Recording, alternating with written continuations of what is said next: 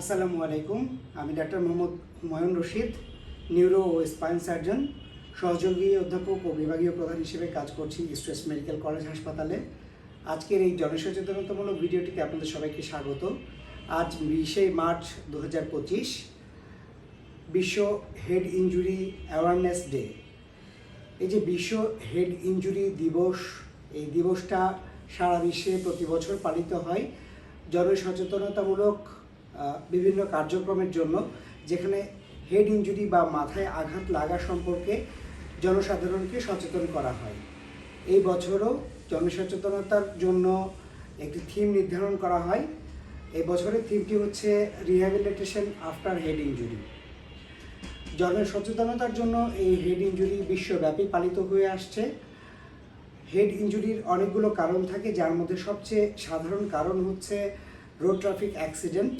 এটা ছাড়া domestic violence, physical assault, fall of landslides, occupational injury, industrial injury, এরকম বিভিন্ন কারণে মাথায় গুরুতর আঘাত লাগতে পারে।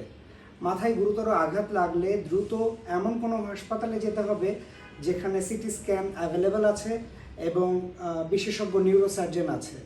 কারণ আসলে বাংলাদেশের প্রেক্ষাপটে সব হাসপাতালে নিউরোসার্জন নেই, সব হাসপাতালে নিউরোসার্জারি সেবা চালু নেই এবং সব হাসপাতালে সিটি স্ক্যান করার মতো ফ্যাসিলিটিসও নেই।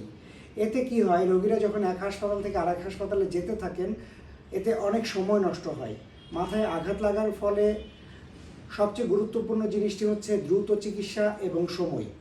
সুতরাং আমরা এমন কোনো হাসপাতাল নিকটস্থ চিন্তা করে রাখবো যাতে আমাদের নিজেদের কারো বা কোনো আত্মীয় স্বজনের যদি মাথায় আঘাত লাগে, তাহলে আমরা যেন এমন কোনো হাসপাতালে যেতে পারি যেখানে মাথায় আঘাত লাগার সঠিক চিকিৎসা দ্রুততম সময়ে পাওয়া যায়।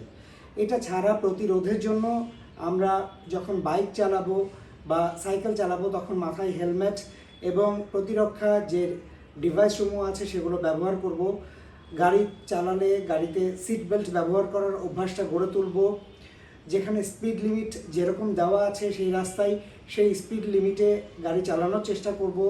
বাচ্চাকাচ্চারা যখন খেলাধুলা করে সেই খেলাধুলার সময় তারা যেন খেলাধুলার ক্ষেত্রে সতর্কতা অবলম্বন করে, সেদিকে আমরা লক্ষ্য রাখব।